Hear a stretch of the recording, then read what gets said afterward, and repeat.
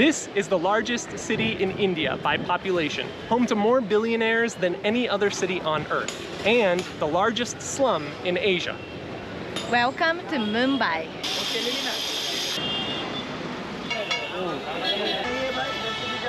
Hi.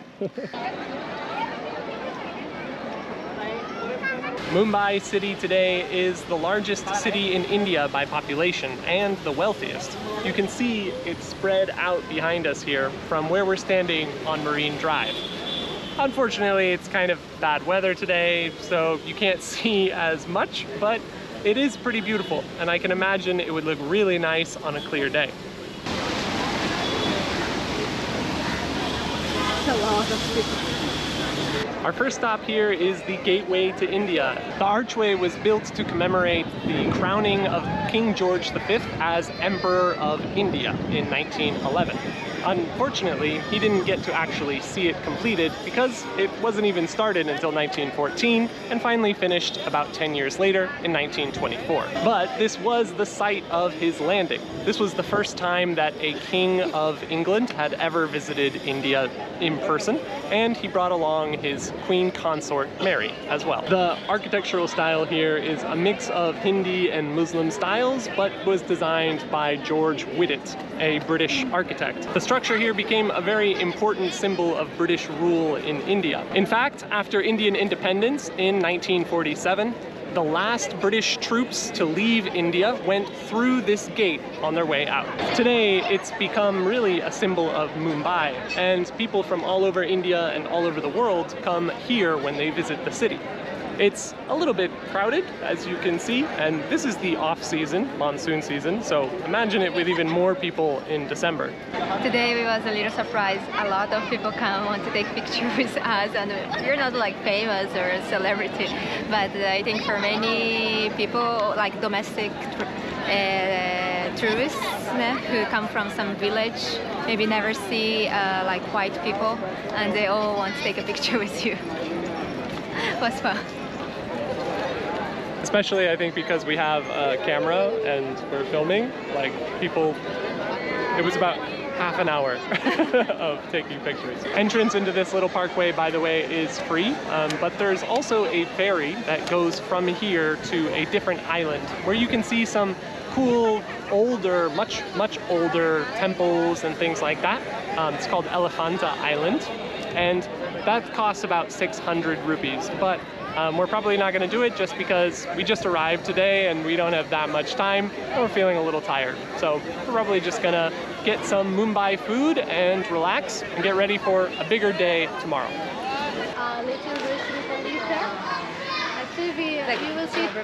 Today we decided to do something we don't normally do, and we hired a guide to show us around this part of the city.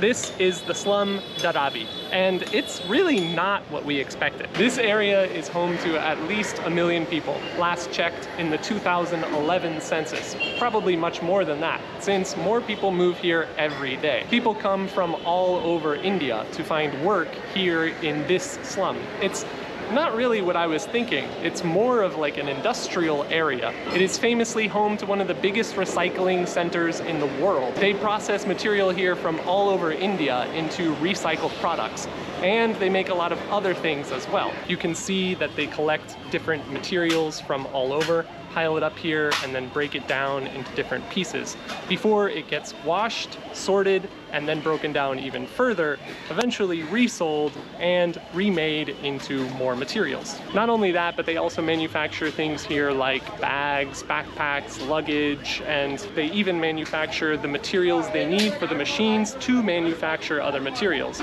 blades for their machines and things like that. Apparently, this generates quite a bit of income, especially for the wholesalers who take advantage of it, but it also allows for a lot of freedom for the entrepreneurs, the people who are running the warehouses here in Dharavi itself. This was our first time visiting a slum, and we didn't know how to expect, especially I'm Brazilian, and we have favela, Brazilian slum. I have a image can be a pretty kind of dangerous place to visit, but here is more like a small city inside the city. They have everything, and it's just normal people working here and having their normal life.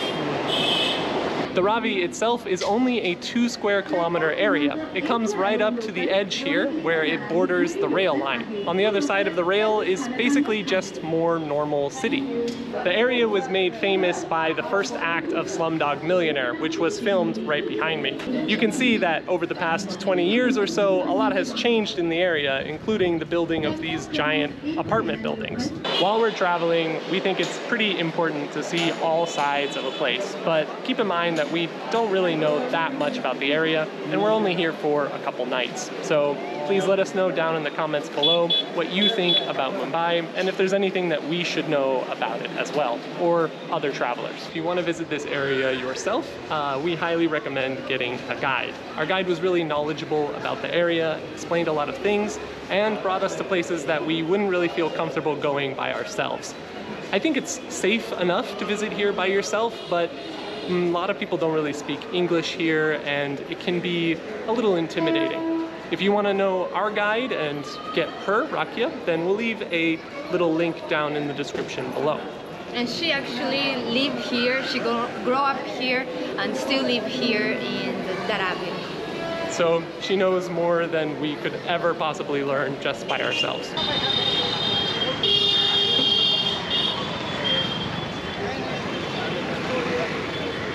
For our last night here in Mumbai, we decided to come out to the local street market near our hotel to try some local food and just see what it's like. And it's pretty wild. A lot of people, pretty crazy. But I'm really excited to try some more local food. We've only tried a little bit in restaurants, so this is gonna be an experience. One thing we had to do before leaving Mumbai is to come and get some pav bhaji. We actually discovered this dish in Goa while we were staying there, but it's a traditional Mumbai food. Basically, it's a bun with a little fried bun with some onion, red onion, and a bhaji, which is like a potato sauce. This one, we also got a little bit of rice as well. It looks really delicious.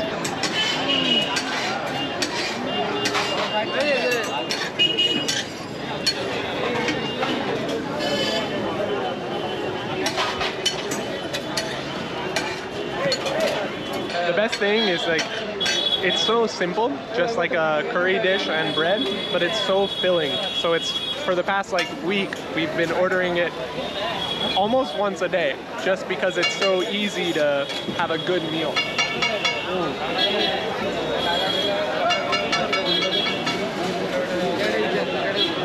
I hear another food is from here in Mumbai. It is like frankie. I don't know what it is. It's like a wrap with cheese and some veggie, some potato, cabbage, with some sauce.